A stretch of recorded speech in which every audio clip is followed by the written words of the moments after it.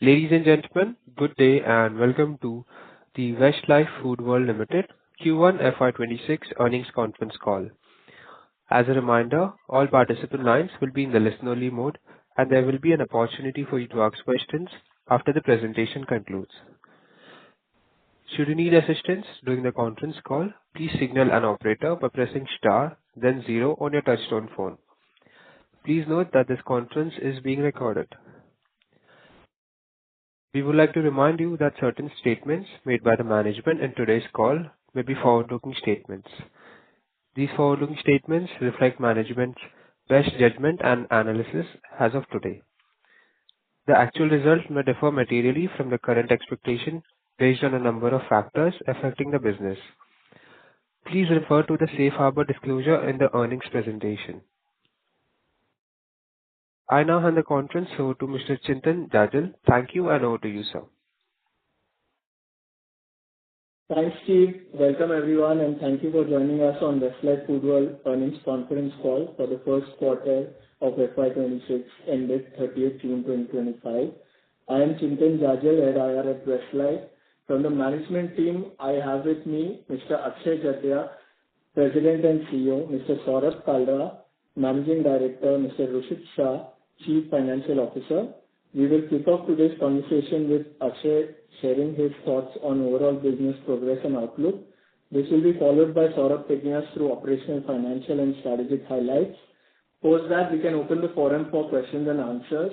We will be referring to earnings presentation and financial releases available on the NSE, BSE, and investors page of our website. With that, I now request Akshay to commence this session. Thank you, and over to you, Akshay. Thank you, Chintan. Hello and good afternoon or good evening, everyone. Thank you for joining us today. We started this financial year on a steady note, navigating a persistent soft business environment. However, we remain optimistic that eating out frequency will gradually improve, supported by lower consumer-level inflation. That being said, this marks our third consecutive quarter of positive comparable sales, reinforcing our confidence in the strategic path we've chosen and our ability to build momentum on this through the year. We continue to stay focused on what truly matters: driving guest counts, enhancing our value propositions, building customer excitement through product innovation, and making strategic investments that set us up for long-term growth. We've consistently highlighted the immense potential we see in the South market. There's definitely a lot of work ahead of us to build our leadership across categories and to improve our accessibility in the South. To that end, we've decided to strengthen our regional leadership team. Our expanded South India business team structure will help us understand customer preferences better, accelerate decision-making, improve operational efficiency, and enable us to achieve our regional growth aspirations.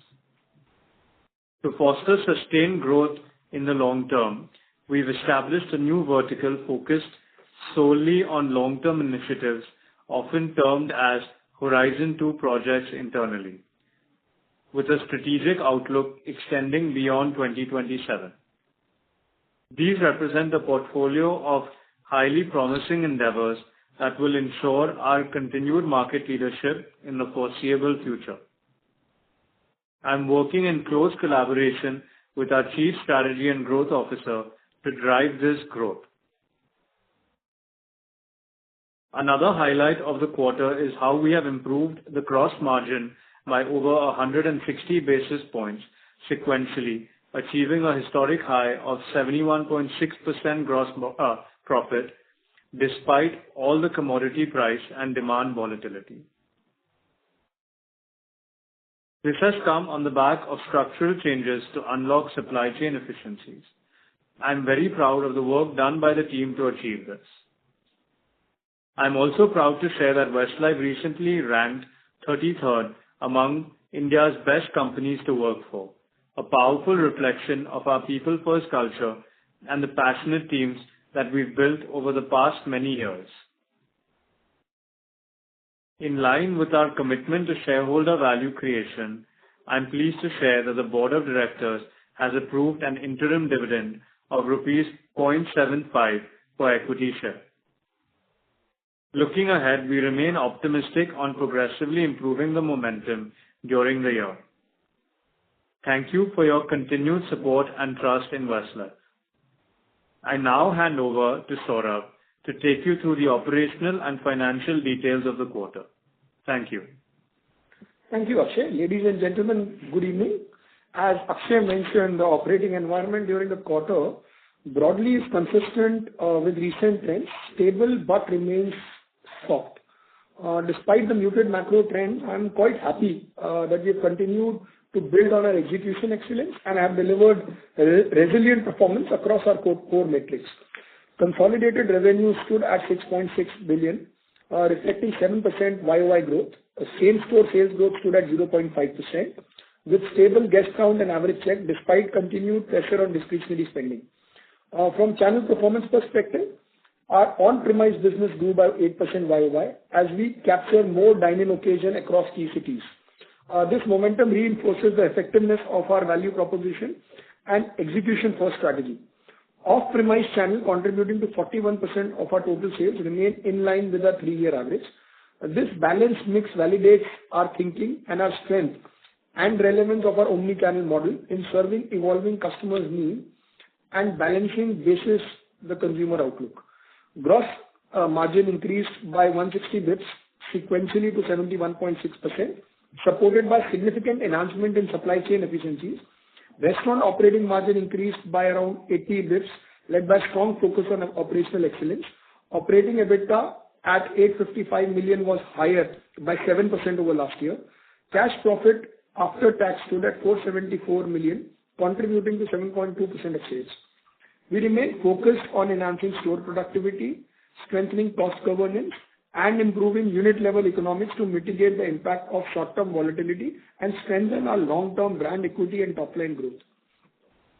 Our digital business continues to contribute around 75% of our total sales, continues to be a significant driver of growth and consumer engagement.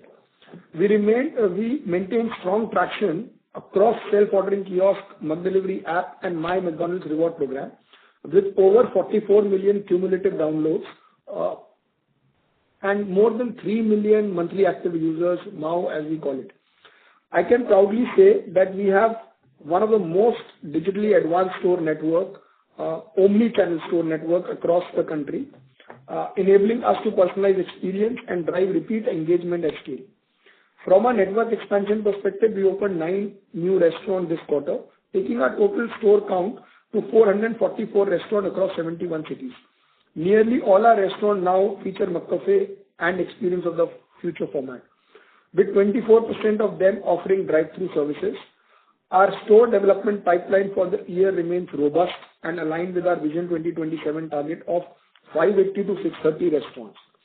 Our team is sharply focused on execution excellence, and we continue to invest behind long-term growth opportunity with prudence and precision. To summarize, our growth vectors are intact. We are fundamentally re-evaluating what truly matters to the customer. While the business environment remains soft and the market is largely drawn towards affordability, we are instead focusing on consumers and redefining what value truly means to them. Accordingly, you will see a lot more excitement around holistic value in the coming 2 quarters, which will accelerate our momentum. Thank you for your time. I will now hand over to the moderator and open the floor for your questions. Thank you very much, sir. We will now begin the question and answer session. Anyone who wishes to ask a question may press star and 1 on their touchtone telephone. If you wish to withdraw yourself from the question queue, you may press star and 2. Participants are requested to use handset while asking a question. Ladies and gentlemen, we will wait for a moment while the question queue assembles.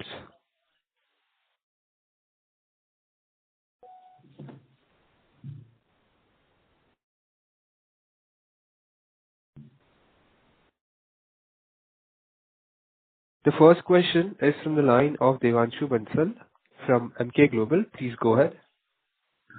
Hi, Akshay. Saurabh, thanks for taking my question. Sir, there is some level of regional nuance to your growth performance as well, right? So where South region is sort of seeing relatively slower traction. In your initial remarks, you did attribute some leadership investments specific to that particular region. So I was checking if you can talk a little bit more on this, and how do you see growth shaping up in the region for the remainder of the year? So, thanks for the question, Devanshu. As we've highlighted, consistently now in the last few calls, there's a very clear strategic path that we are taking, and the West is obviously a region that's responding very well, and we've seen good traction. It's also due to our strong presence in the West and brand, strength, that this is playing out quite well. In regards to the South, we've been in the South for 20+ years now, so we have kind of entrenched ourselves well. We are a well-known brand, but there are nuances in the South across the key cities itself, be it Bangalore, be it Hyderabad, be it Chennai. We have a very good understanding. However, we did feel that for enhanced decision-making, operational efficiency, sharper focus, we wanted to augment our business unit to have a focused view in the South, which is why we've augmented our leadership team in the South. It involves, a business officer structure working directly with Saurabh and myself to drive growth. And that structure involves obviously support across functions, be it HR, operations, marketing, at the regional level. So, this is not something new. We've done this in the past, but we did feel that for the, stage the organization is at and the focus we want to deliver in the South, this was something that was the need of the hour, and we're quite confident in terms of our execution of the same. Understood. Fair enough. And actually, just a follow-up on this, is this the particular reason why our HO cost is slightly on a higher side this quarter? So is this specifically the reason for that? Sorry, could you repeat? We couldn't hear the first part. So I'll just ask Rushik to answer the question. Yeah. So, Devanshu, the majority of the cost is on account of certain strategic projects that we have kicked off. It is on account of upfront costs that we have incurred for those strategic projects, the benefit of which you would see in couple of quarters down the line. That has led to slightly higher G&A cost, and part of it is also on account of people, but majority comes essentially on account of the strategic project-led costs in the current quarter. Understood. Sir, last question from my end. So I was just seeing your off-premise and on-premise growth, which suggests that footfalls in markets are definitely reducing. Consumers are preferring convenience versus moving out in markets. Are we also sort of directing our expansion towards, say, travel, be it more through drive-through stores or stores in metro stations, airports, versus, say, freestanding stores in markets now? So, as per our stated strategy itself in Vision 2027, we wanted to open more drive-through stores because that's an integral part of our omni-channel strategy. So, needless to say, we do want to do more drive-throughs. We are experimenting on metro station stores, etc. I don't think that's strategy yet, but our goal is very simple. We've got to be where consumers are spending, and whether it's long distance transit in some of the areas like all the access control highways, we would like to be a part of all access control highways. We would like to be a part of all airports. We would definitely look at short transit like metro as opportunities for the future. But that doesn't mean that we are compromising on other areas like high street or a mall opportunity. So I would not say we have changed anything dramatically. We would like to do as many freestanding drive-thrus as possible, because what it does give us is another channel to serve our consumers, which we feel at some point in time will become a big growth opportunity. Understood. Saurabh, can you just lastly help us understand as in what is the typical throughput difference between a drive-through store versus the other freestanding stores, and any difference in terms of capex that we sort of incur for drive-through stores versus, say, other stores?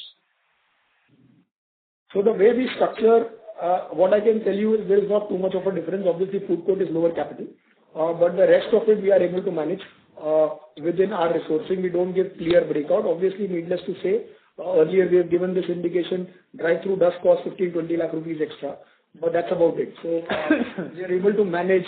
The way we look at it is you're seeding something for the future, and as many as we can get, so that over a period of time it becomes a long-term opportunity. And we have seen almost all drive-throughs do exceptionally well after 5-6 years of their growth, and they go far higher than our system average.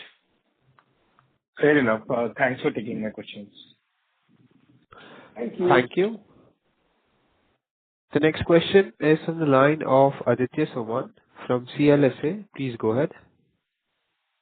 Yeah, hi. Good evening. So two questions from me. Firstly, can you just explain the gap? I know you talked about strategic projects that led to a higher cost, but I still don't get why the restaurant operating margin grew 11.4%, and then the pre-Ind AS EBITDA grew only 0.5%. So I'm assuming there's an increase in the rent because there's a gap in sort of the post-Ind AS and pre-Ind AS EBITDA growth as well. And the second question was just on growth overall. I think this was partly asked in the previous question, but the on-premise growth basically over 2 years now is about 2.5% if I just do a simple average, and off-premise growth is around 5%. So this is significantly lower than what we are seeing. Let's say the aggregators deliver in a single year or even over 2 years. So any sort of perspective on that?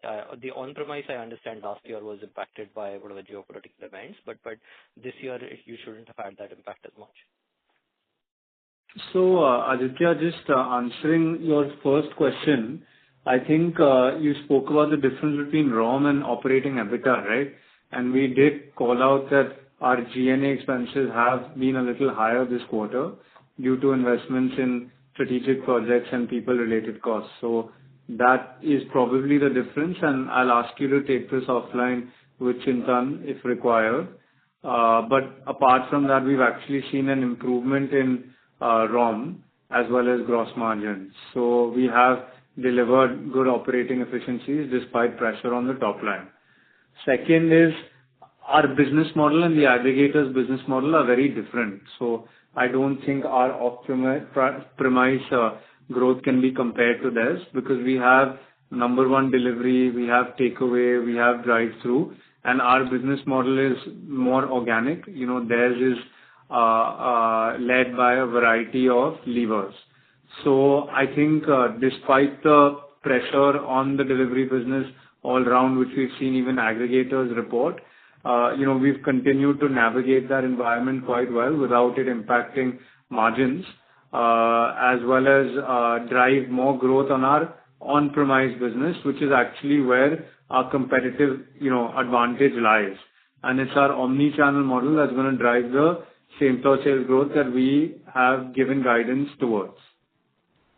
Yeah, thanks. No, just to press on actually on both. I mean, on my first question, actually, my question was more on the EBITDA growth is 6.9% post-Ind AS and pre-Ind AS is 0.5%.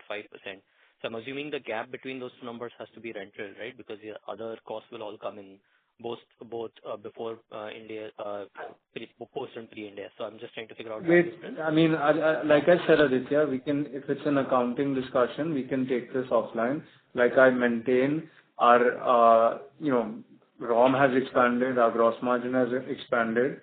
So please, pre-Ind AS, post-Ind AS can be discussed offline. Yeah. Fair enough. And the second question was more actually on the off-premise growth itself, right? I mean, it was, so you talked about, 4% last year, 6% this year. So over 2 years, it's on average 5%, which was the one I was comparing with aggregators. But anyway, I get your response. Thanks. So from an aggregator standpoint, I think last time also we made this call. From our understanding, we are pretty much the leaders as far as aggregator business is concerned. We are being competitive in the market which we play in. Beyond that, we wouldn't have any comments on what are the drivers of their growth. Understand. Thank you.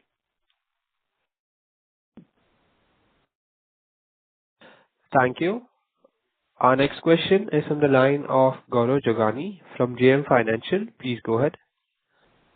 Thank you for taking my question. So my first question is with regards to the gross margin. I mean, we have seen a handsome gross margin expansion this quarter. How much of this is really sustainable, and what kind of gross margins can we target on a 2-year, 3-year medium-term perspective? So, I think the guidance on the total number has been given in our Vision 2027. We are still maintaining that guidance of how will we scale. I think gross margin was always a part of it. We believe that the number which we have just posted is a sustainable number. We should be able to sustain, and with average volume going up, we should even be able to improve on this. Okay. So because, this is like 150, 60 bits, is there any, would it be fair to assume more like a 71 on a sustainable basis, or even this number is sustainable? What the larger question? I think the bigger point, like we've always maintained, right? So it's not about, it's about restaurant operating margin, it's about operating EBITDA. There are line items. Sometimes some goes up, sometimes some other thing goes up. If tomorrow there is an inflationary pressure on some, I will not increase my price overnight. But that doesn't mean as an organization, we are not going to focus on improving ROMs. To sum it up, right now we see this as a stable base from where we will start working on. Sure. That's helpful.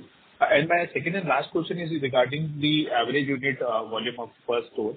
I mean, this is also declined on a QOQ basis. So, given that it's still continue to remain in that 6.2 crore kind of a range, how are you looking, to drive that up, given that, the guest count is now stable and the check size, because you're offering the value offer is also being stable. So what will be the key levers to take this ahead, to achieve the Vision 27 numbers?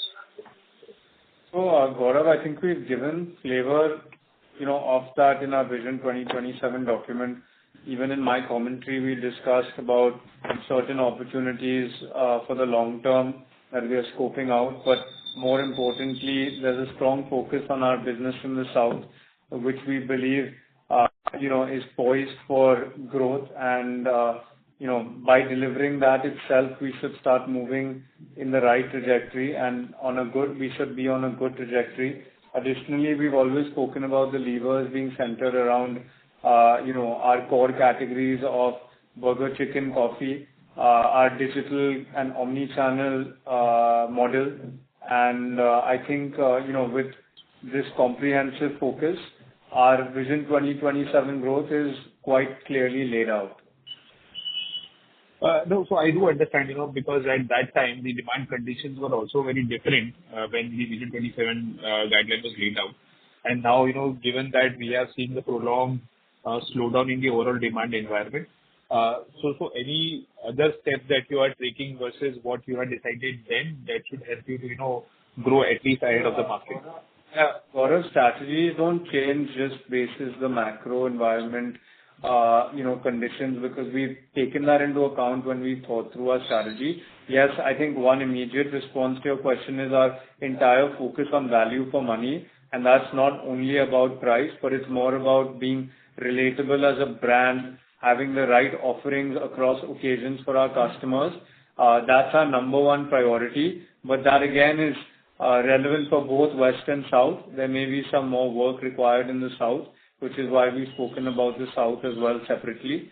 And I think, again, that falls within our menu and brand lever, and the categories that we play with remain the same: burger, chicken, coffee. So that's why the strategy doesn't change, comprehensively. There are some tactical interventions that will be required, and I think, we've covered most of them. Sure. Thanks. That's all from me. Thank you. The next question is from the line of Avi from Macquarie. Please go ahead. Yeah. Hi, team. Am I audible? Yeah. Yes, sir, you're loud and clear. Go ahead. Yeah. Hi. So, hi, Akshay. I wanted to kind of just pick on this gradual pickup that you're expecting in the coming year. Are we witnessing any early signs of this, which gives us some confidence, or is this more linked to our South initiatives? If you could just spend some time to help us appreciate this. And the reason is, if I look at the same store sales growth, it's broadly similar to 4Q levels. So I wanted to kind of just understand Is this more a macro-led comment or you're more bullish because of what gives you confidence over here? Thank you. So, Abhi, this is Saurabh this side. Hello, nice to see you. Every quarter we see you only during calls. We need to meet up soon. But having said that, actually what gives us a lot of confidence is a lot of things which we put in motion, we have seen it work quite well in West and started to give us results which we expected.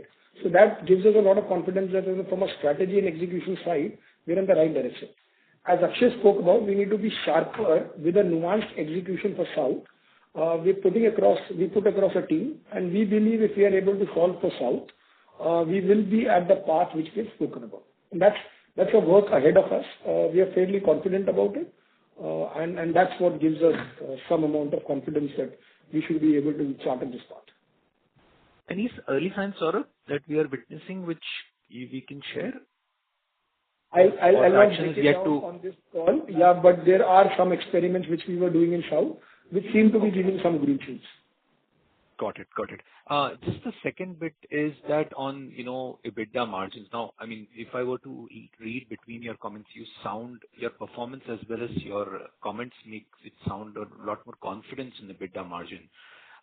Would it be fair to argue that if SSS growth does not decline, EBITDA margins have probably bottomed out and we should not see a margin decline from here on?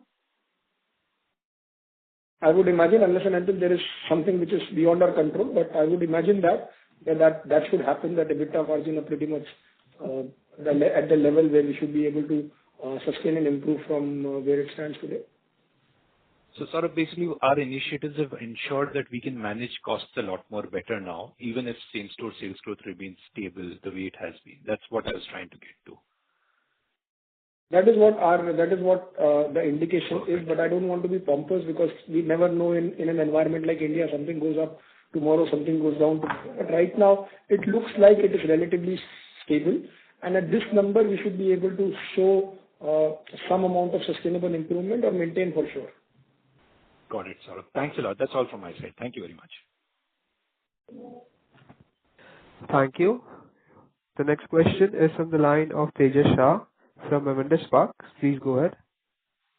Hi. Thanks for the opportunity. A couple of broader questions on two dimensions of demand, one on IT and other on competition. The first, IT and appraisal cycle, hiring in both appraisal cycle has been weak this season. And so just wanted to understand, are you seeing any incremental weakness in your cohort which caters to that part of the demand?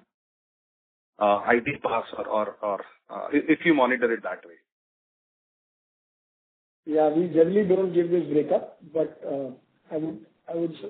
So again, just to add to Saurabh's point, we don't break it out by cohorts because, like he said, right, sometimes, one cohort will go up, one cohort will go down, things will stabilize. That's the beast of the business that we're in, right? A retail business, a hyper-competitive business in a country like India.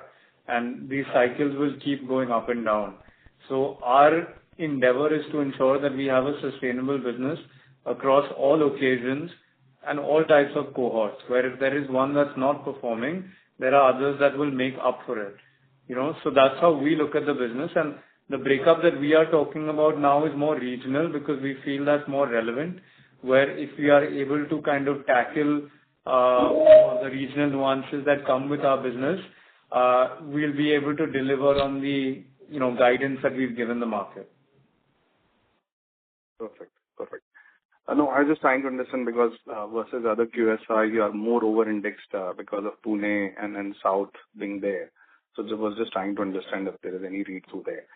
Second question is, how intense is competition currently and what form is it taking? Is it more aggressive pricing at value end, increasing share for voice share or increasing spend for voice share or competitors are crowding out prime real estate because that's what we are also picking up that the rental costs are going up. So just wanted to understand that part from you.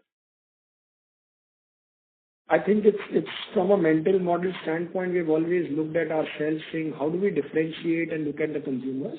Like you rightly said, when going gets tough, everybody talks about affordability and value. what we want to be able to do is not only think about affordability and value, but what truly matters to the consumer. And what I can assure you is we are trying to do a lot more things looking at a consumer in mind and be differentiated in the marketplace. Some of the launches are planned in the next 2 quarters. You will see we are focusing on our core, yet trying to do things which are little away from what everybody else is doing right now. But is value important? Absolutely important. Is affordability important in the current context? Absolutely important. The first question you asked, is there pressure in some of the IT base? Yes.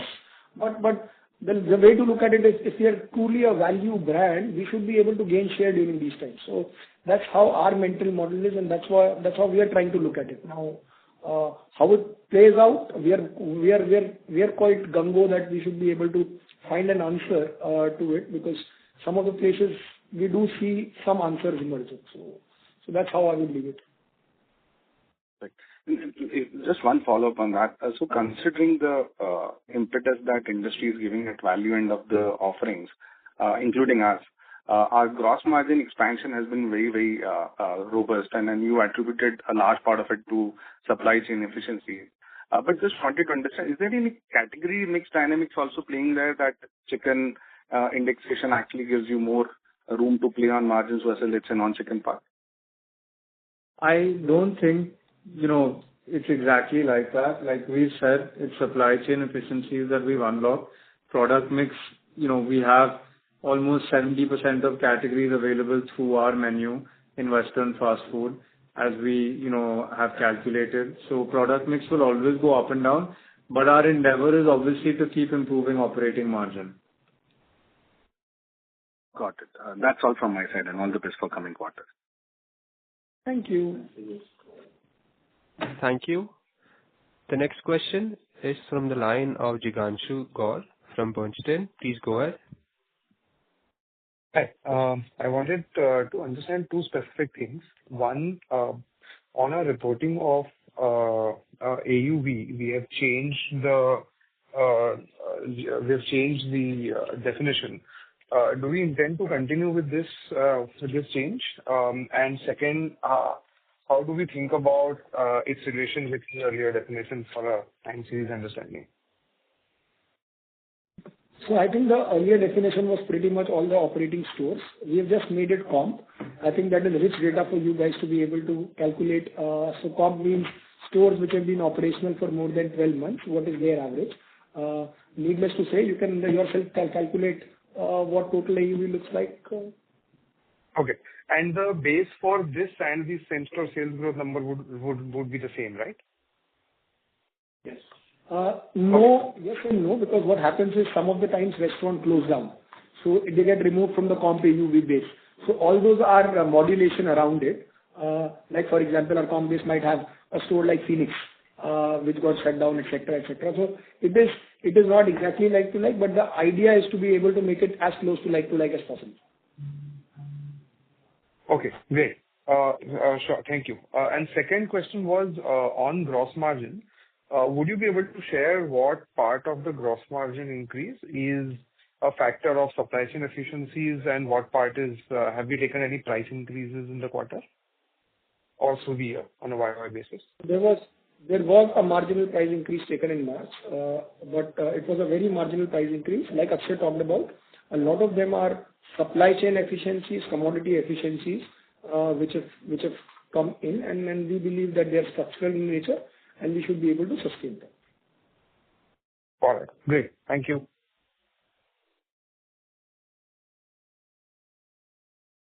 Thank you. The next question is from the line of Jay Doshi from Kotak. Please go ahead. Yeah, hi. Thanks for the opportunity. Hi, Akshay. Hi, Saurabh. My question is, your confidence on further improvement in South. So at this point of time, are your SSSG growth rate numbers very different, between the 2 regions? And do you think that South, which is probably, is it South dragging your SSSG, or you think South will accelerate and that should help your growth number? Say South underperforming or? The simple answer to that, I would not say, I don't know what the word underperforming, because that includes a lot of things. Is it dragging down the SSG? Absolutely. So while we are doing quite well in West, we're not doing as well in South. We did put few experiments in. Some of them are giving green shoots, and we need to develop our execution excellence for South specifically, which is what Akshay talked about when he said that we are putting up a team, including a business officer, who will directly work with us to ensure that this execution excellence happens in South. And our belief is that if we are able to do it, we should be able to get the traction in South, therefore uplifting our overall growth. And is this an operational aspect of execution, or is it something to do with, product portfolio or competitive? Yeah, so yeah, that's why we mentioned it's, a business structure. It's a business problem to be solved. It's not only operational. And, the main thing is you have to put the customer in the center and understand why the stores are not performing as well as we want them to. And that is something that's already work in progress since the last few months. We've already intervened with some experiments, and like Saurabh said, we are seeing green shoots. And we're working quite closely with the team involved to ensure that we bridge the gap. And that is the endeavor. The confidence is high because we've done it in the West. And we believe that once we're able to solve this business problem, we should be, on a very good trajectory, which should then continue to get better as we keep implementing all the opportunities in front of us. Understood. Thank you. My next question is, at the time of, articulating 2027 ambitions, demand environment was very different.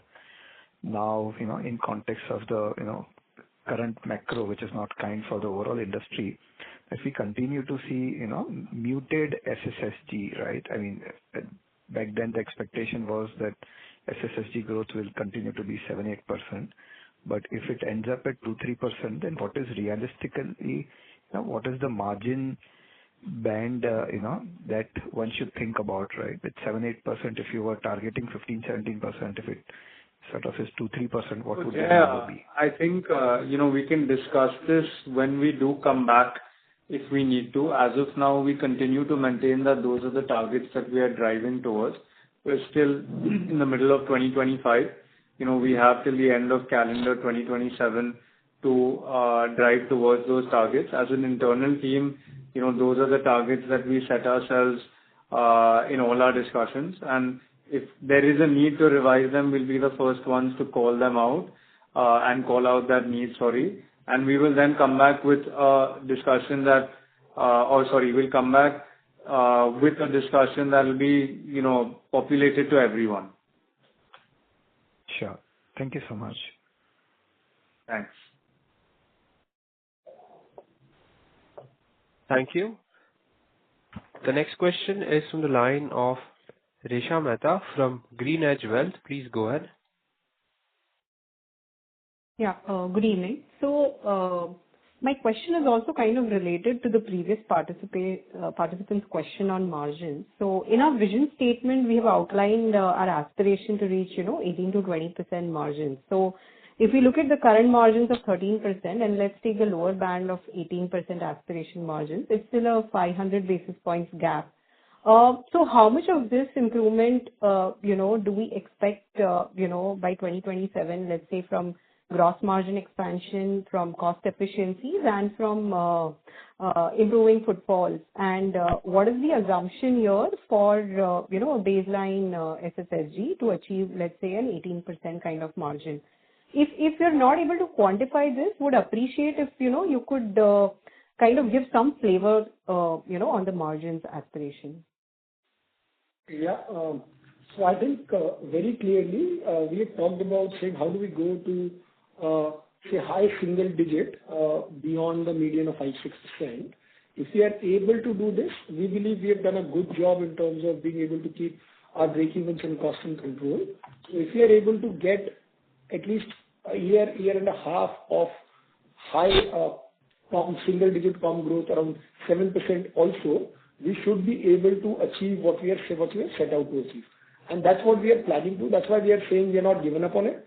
We are very clear that in this kind of environment, we got to look at the consumer and be able to say what do we need to do in order to get where we want to be. So that's how we are looking at it.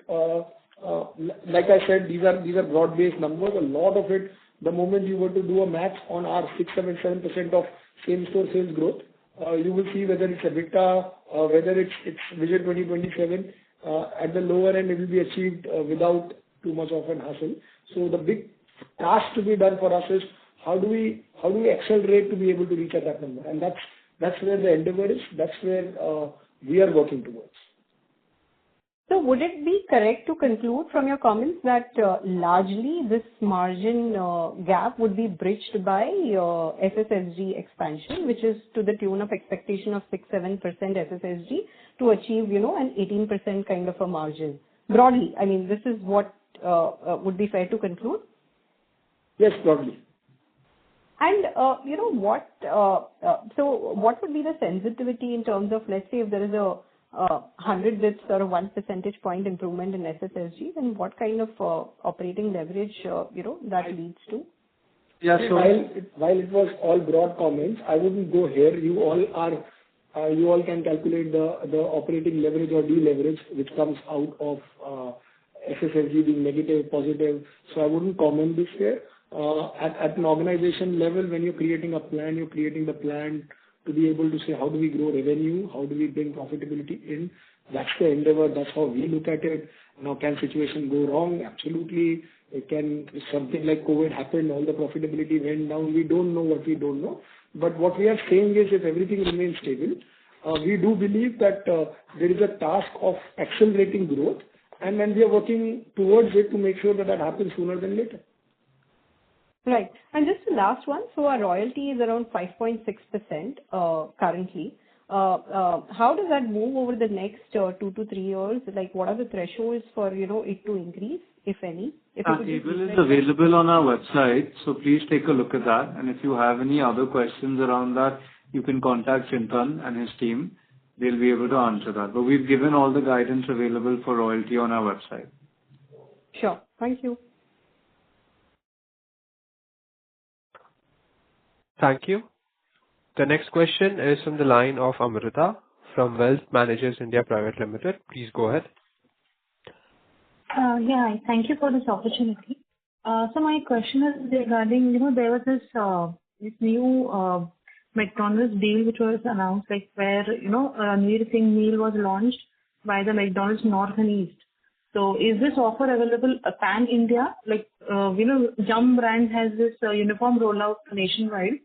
So does McDonald's have such a strategy too, or does it have a regional specific where, both the franchisees can have different product like the dishes development and also the new offers and everything? So the first answer is no, Ranveer Singh meal is not available with us. We strategically align a year in advance of where do we want to partner, like we are already talking about next year. So wherever we want to partner, we will partner. Basis the two businesses are at very different stages, and it's up to the licensee to be able to say whether we'll partner or not. So right now, we decided last year itself that they're not going to partner. So there is freedom within the McDonald's framework in which we get to do what is right for our business and our customers, and they get to do what is right for their business and their customers. So we did not participate in any framework. All right, thank you. Thank you. The next question is from the line of Jagdish Sharma, an individual investor. Please go ahead. Hi, sir. Am I audible? Yes, sir, you're audible. Yeah, thank you, sir. Thanks for giving this opportunity. I just have one broad question. While in the QSR sector, if we have to see the gross margins of our pizza competitors, both are in the same level, similar level, 70-72%. I know you, in your vision document, we want to take our EBITDA margin to 18 to 20% and all these things. But why is the EBITDA margin different even now? Because they were talking about 23-25%. So we are talking about 18 to 20%. So what is the difference between us and our pizza competitors and other players? See, we have different business models. We're here to talk about our business model. So can't really comment on their business model in terms of their gross margins. But what we can say is we've clearly given our guidelines in terms of our EBITDA margin aspirations, and we stick to that. Okay. Okay, sir. My last question is like, what is the guidance for this year, SSG and the revenue growth? So again, we don't break it out into yearly guidance. You have our Vision 2027 guidance. We hope to get to a point where we can do that so that there's more predictability.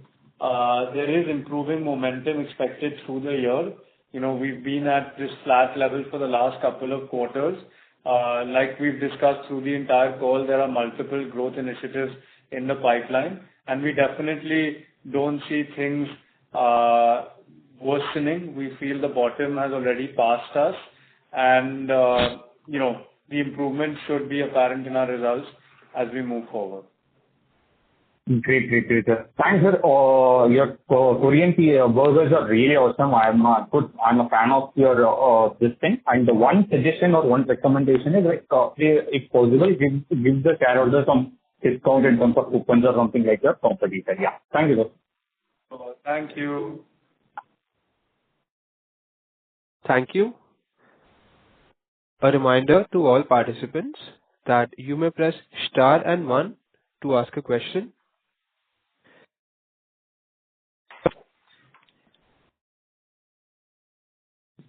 Ladies and gentlemen, if you wish to ask a question to the management, you may press star and 1.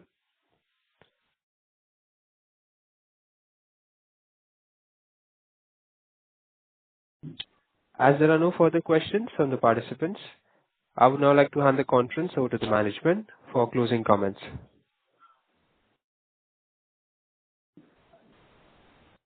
Thank you so much for attending our call, and we look forward to seeing you again next quarter.